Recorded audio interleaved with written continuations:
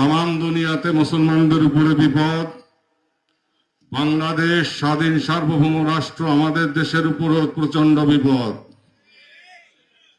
আমাদের বিরুদ্ধে কঠিন ষড়যন্ত্র চলছে।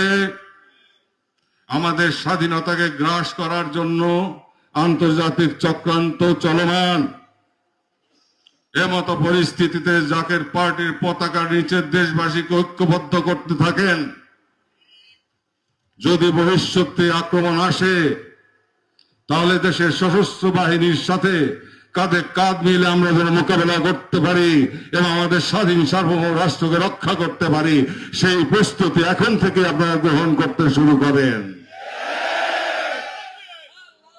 কে ক্ষমতায় গেল আর কে ক্ষমতার থেকে পড়ে গেল এটা এখন মুখ্য বিষয় নয়।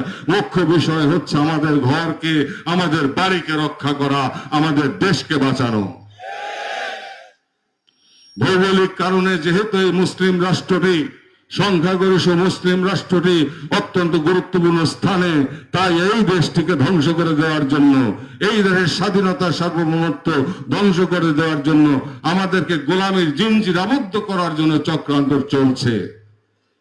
আমি সুস্পষ্ট ভাষায় বলতে চাই যে ৭১-এ যে বিপদ এসেছিল তার চাইতে ভয়াবহ বিপদে যদি আসে, আমরা ঐক্যবদ্ধভাবে জাকের পার্টির মাধ্যমে বুকের রক্ত ঢেলে দিয়ে হলেও এ দেশকে, আমার বাবার দেশকে রক্ষা করবো ইনশাআল্লাহ। আর নোংরামি ছাড়তে হবে, সততা প্রতারণা ছাড়তে হবে।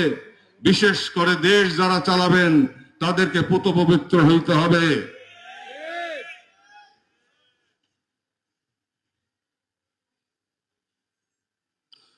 তাদেরকে পুত পবিত্র হইতে হবে।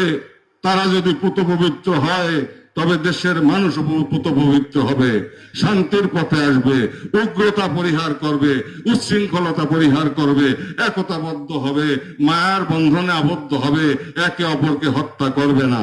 মা সন্তানকে, সন্তান মাকে হত্যা করবে না, বাবা সন্তানকে, সন্তান বাবাকে হত্যা করবে না। এই যে আইমে জাহিলিয়াতের এক চরম অবক্ষয়যুক্ত এক যুগে আমরা প্রবেশ করেছি, অন্ধকারাচ্ছন্ন। এখান থেকে জাতিকে বের করে আনতে হবে। সেজন্য প্রয়োজন পরশ পথরের। সেই পরশ পথর হচ্ছে আমার কেবলা জান। তেনার রুহানি সহবতে এদেশের মানুষের পরিবর্তন হবে, অতএব পরিস্থিতি তৈরি হবে। সেই পরিস্থিতির মধ্যে দিয়ে আমরা যাতে দেশকে রক্ষা করতে পারি এবং দেশের স্বাধীনতা সার্বভৌমত্ব রক্ষা করে একটি আদর্শ মুসলিম রাষ্ট্র হিসেবে